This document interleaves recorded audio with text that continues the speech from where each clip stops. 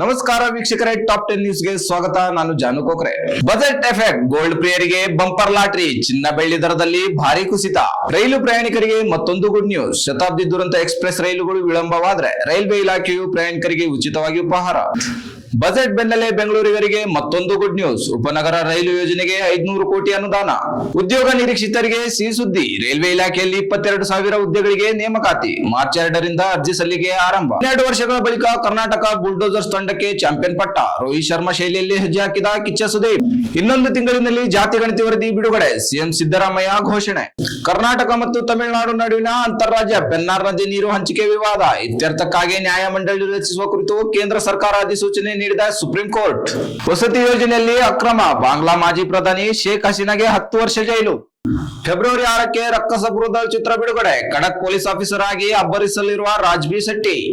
ಭಾರತದ ಮೇಲಿನ ಸುಂಕ 18%ಕ್ಕೆ ಇಳಿಕೆಯ ಬಗ್ಗೆ ಅಮೆರಿಕ ಘೋಷಣೆ. ಟ್ರಂಪ್ಗೆ ಧನ್ಯವಾದ ಹೇಳಿದ ಪ್ರಧಾನಿ ಮೋದಿ.